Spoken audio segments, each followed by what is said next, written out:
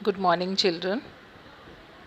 आज हम करेंगे सेवेंथ ग्रामर का सेवेंथ द एडजेक्टिव। और अभी भी जिन बच्चों के पास में किताब नहीं है तो वो इंग्लिश ग्रामर की किताब ले लें, क्योंकि उसके ग्रामर के बगैर आपकी ग्रामर बुक की वजह से आप ग्रामर कर नहीं सकते हैं। तो इसलिए ग्रामर की बुक बहुत ही ज़रूरी है। बिना बुक के हम ग्रामर नहीं पढ़ सकते हैं। तो एडजेक्टिव यानी जिसे हम हिंदी में कहते हैं विशेषण, जिसे हम क्या कहते हैं विशेषण। एडजेक्टिव यानी किसी चीज़ की, किसी वस्तु की, किसी के बारे में उसकी विशेषता बताना, उसके गुण का वर्णन करना, उसे हम कहते हैं विशेषण। तो संज्ञा की विशेषता बताना, संज्ञा के गुणधर्म का वर्णन करना, तो चाहे रंग में हो, चाहे कद में हो, चाहे आकार में हो, या फिर अपोजिट वर्ड्स भी हो सकते हैं, विरोधी शब्द भी हो सकते हैं ऑब्जेक्टिव एडजेक्टिव के लिए। तो हम देखेंगे यहाँ पे सबसे पहले, तो आज आप डेट डालेंगे, ऊपर में लिखेंगे एडजेक्टिव, और एडजेक्टिव में a new book, an old story, a fat man, a thin man. तो ये जो काले अक्षरों में जो शब्द दिए हैं, तो ये बुक क्या है, नाउन संज्ञा है, उसकी विशेषता बता रहे हैं कि बुक कैसी है, नई, स्टोरी कैसी है, ओल्ड, मैन कैसा है, फैट, बॉय कैसा है, थिन। तो जो चीज़ें, जो नाउन या संज्ञा की जो विशेषता बताते हैं, उनके गुण के बारे में उनका वर्णन करता है, उसे हम कहते हैं विशेषण, एडजेक्टिव। तो अब हम एग्जाम्पल देखेंगे। This is a big room. अब रूम कैसा है, बिग, तो बिग क्या है, एडजेक्टिव। ये जो आप इंग्लिश में लिखे हैं वही आपको अपनी नोटबुक में लिखना है। दूसरा एग्जाम्पल देखेंगे, this is red flower. Flower कैसा है, रेड, जो काले अक्षरों में दिया है डार्क में, तो रेड क्या है, एडजेक्टिव है। फ्लावर की विशेषता बता रहा है कि कलर, यहाँ पे रंग के बारे में बता रहा है कि रंग कैसा, कलर कैसा है। तो रंग हो, कद हो, आकार हो, तो ये सब चीज़ों में उसके इन शब्दों के द्वारा हम उनका वर्णन कर सकते हैं। फिर that is an old house. House कैसा है, ओल्ड, पुराना है। तो एन ओल्ड ये क्या है, एडजेक्टिव है, विशेषता बता रहा है कि घर कैसा है, पुराना है। This room is big. This room is big, room कैसा है, बिग है। The flower is red, the house is old. तो ये तीनों के तीनों प्रकार, ये सब विशेषण, ये सब क्या हमको बता रहे हैं, विशेषण बता रहे हैं, रूम की, फ्लावर की, हाउस की।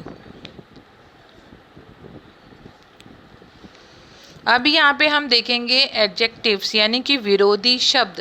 तो ये विरोधी शब्द को आपको अपनी कॉपी में लिखना है। खाली इंग्लिश वाले लिखेंगे, जैसे लॉन्ग का शॉर्ट, लॉन्ग यानी लंबा, शॉर्ट यानी छोटा, ओल्ड यानी पुराना, न्यू यानी कि नया, स्ट्रॉन्ग यानी कि मजबूत, वीक यानी कमज़ोर, हाई यानी ऊंचा, लो यानी नीचा, टॉल यानी बड़ा, शॉर्ट यानी छोटा, स्मॉल यानी कि, स्मॉल का भी मतलब टॉल यानी लंबा भी हो सकता है, स्मॉल यानी छोटा, बिग यानी बड़ा, ब्यूटीफुल सुंदर, अगली कद्रूप जो सुंदर ना हो, चीप सस्ता, कॉस्टली महंगा, फैट यानी कि मोटा,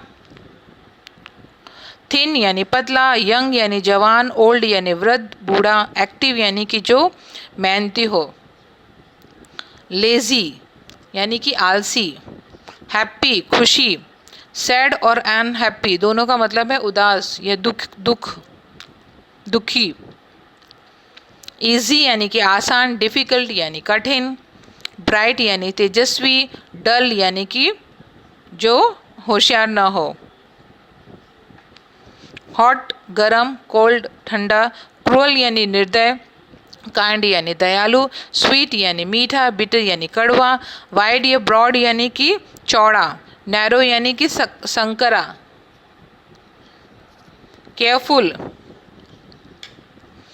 केयरफुल यानी कि जो केयर करता है, संभालता है, ध्यान देना, केयरलेस यानी कि जो केयर नहीं करता है, ध्यान नहीं देता है, केयरलेस,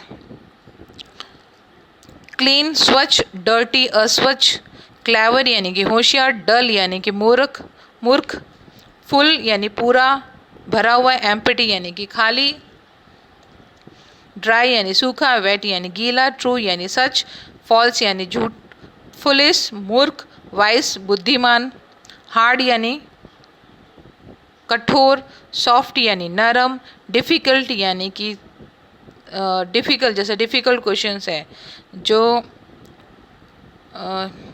अधरू, जिसका गुजराती वर्ड तो डिफ़िकल्ट यानी मुश्किल है, कठिन, सॉरी कठिन, इजी यानी कि आसान, हैवी यानी कि भारी, लाइट यानी कि हल्का, ऑनेस्ट ईमानदार, डिसऑनेस्ट बेईमान, रिच अमीर, पुअर गरीब, प्योर यानी शुद्ध, इम्प्योर यानी अशुद्ध, रफ यानी कि जो रफली है, स्मूथ यानी कि चिकना, रफ यानी जो खुरदरा।